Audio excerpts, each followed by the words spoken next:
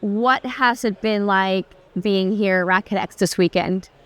It's been great. I was fortunate enough to be part of year one this time last year, and like any year one event, if you're starting from ground zero, it is very much where we're going to go to and the ambitions of where we want to take this. But I've found like year two, this is pretty phenomenal. To jump from what was last year to what we are this year. I want to say 4,000 or 5,000 people accredited. It's a phenomenal event. It's really brought together the rackets community, and I love the best thing about this is the philosophy that underpins it. This idea that we should be seeing racket sports as a collective, not in their silos and as competition to each other.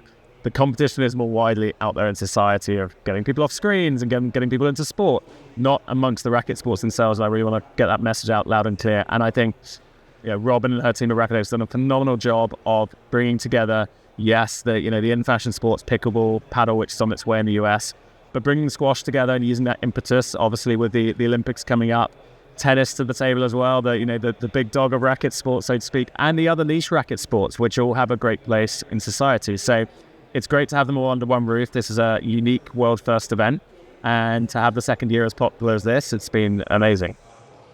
So you obviously talk about the niche sports and squash being here.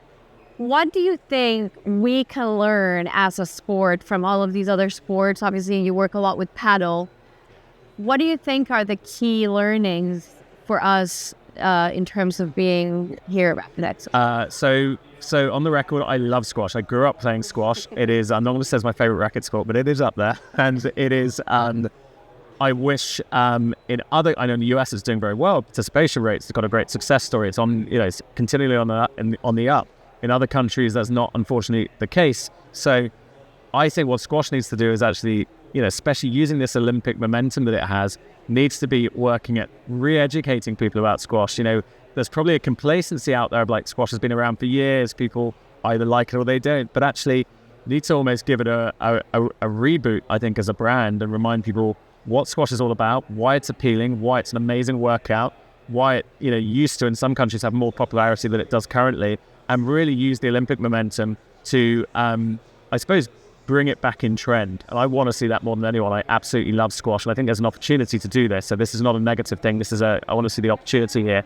In the US, obviously the home grounds for the Olympics, but how can we do it in other countries and present squash as, no, it's not a new sport, but to a lot of youngsters, it might be new. They might not have seen squash. So how can we put it in front of their eyes, get them on court? Getting more young people involved is going to be key to its success.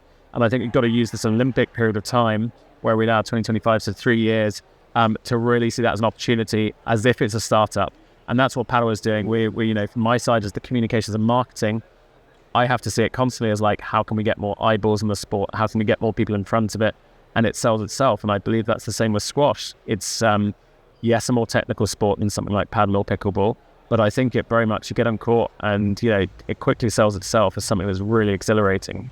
So in answer to your question, it's almost we want to see squash as this new opportunity, use the Olympic momentum to bring people in that just haven't been exposed to it. So I think seeing it the same as paddle, which, to all intents and purposes, is a new sport to many of us.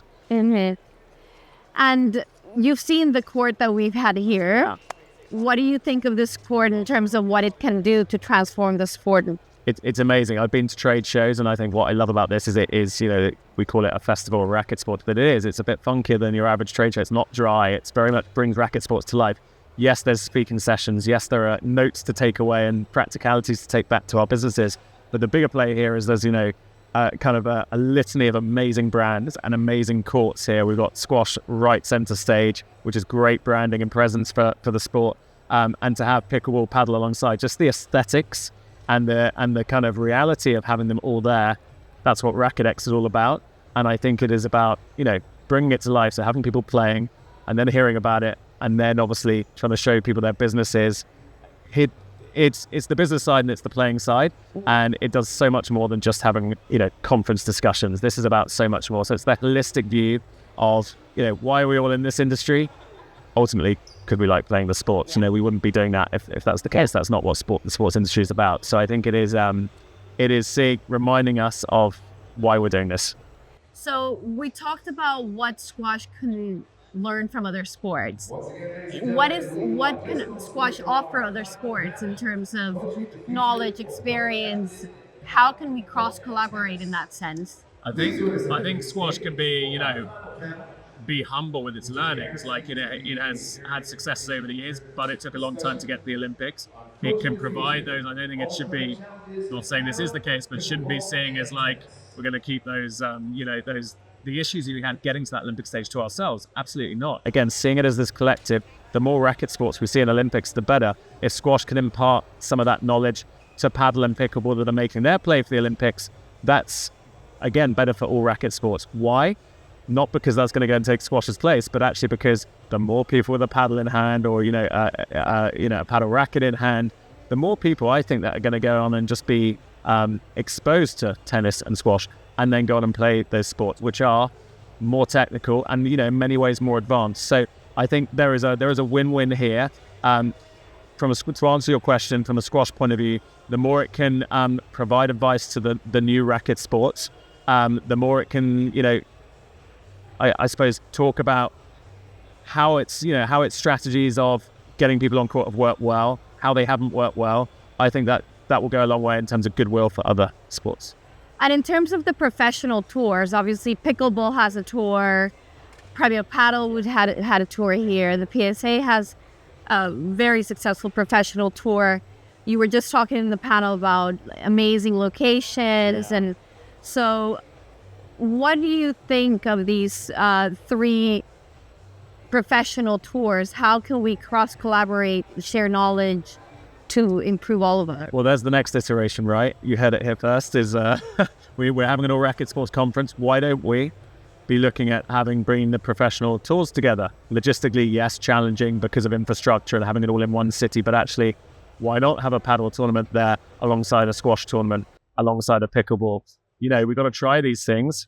It's going to bring more people, again, transferring across these sports. If we can get beyond this idea of seeing it as we've got to keep paddle and paddle fans for paddle and vice versa for pickleball, squash or tennis, if we can get beyond that kind of slightly territorial nature, then let's share, let's bring all the racket sports together, let's see it as a collective, and let's, again, the competition is not within, the competition is, getting people off seats and into sport. And if we can do that by getting them to pickleball and then they play squash, that's a win-win. So absolutely, why don't we be looking at professionally having these sports competing at the same time in a city? What a message that would send, just like this from a business perspective sends that message. I think that would be fun.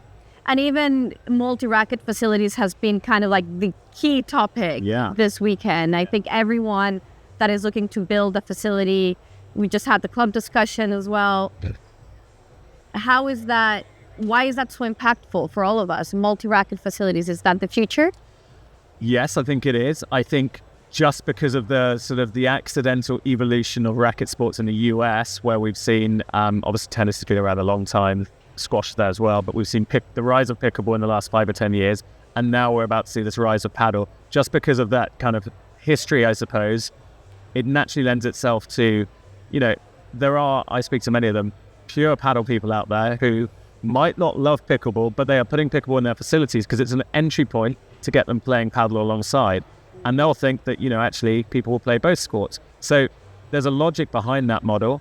And I think also we're seeing tennis country clubs bring in, which will have squash courts as well, by the way, the traditional ones, bring in paddle and pickle. So there's a natural evolution. I'm seeing it more in the US than anywhere else.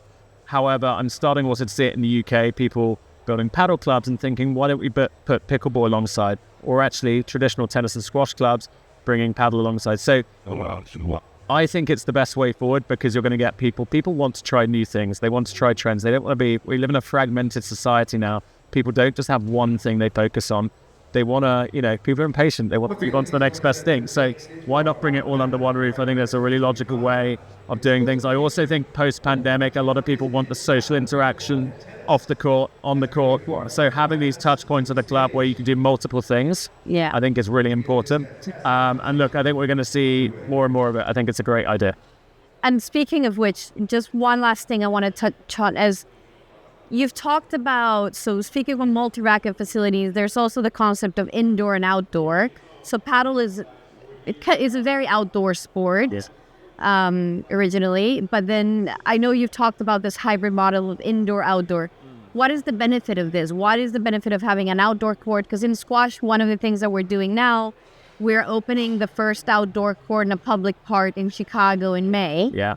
And it's open for everyone. And squash has never really been an outdoor sport. Yeah. What is this? How does this work in paddle, and how can we learn from that? Well, it's interesting. A lot of it will become weather dependent. So in the northern states here in the US, people will build indoor because, what's the success of their business when they're building it? It's court occupancy, getting people on court. If the weather is going to play havoc with that, you're automatically, shooting yourself in the foot. So having indoor is a practical need in New Jersey, New York, Philadelphia, because it just gives you all-round potential to be successful.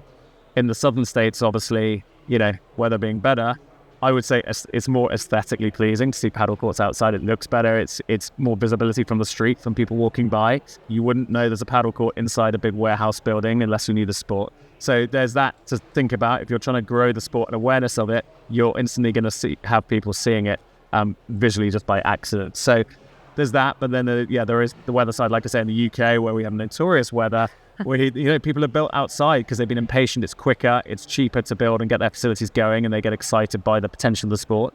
However, I'm seeing more people now, 1 or 2 years on, think, no, we're going to have to be patient here, spend a bit more money, build indoors. That's the sensible thing to do, because then there's no excuse for the success of or lack of success of your business. It is down to you. You can be the master of your destiny. But so building indoor just means absolutely people can go, and you're not looking at the weather forecast.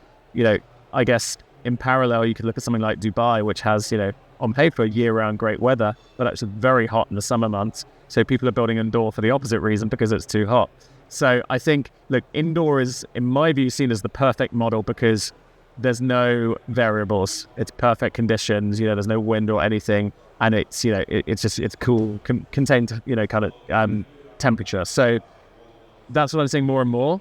However, I personally view it as a better sport to look at outside, just because of the kind of exoticness of being in a warm time.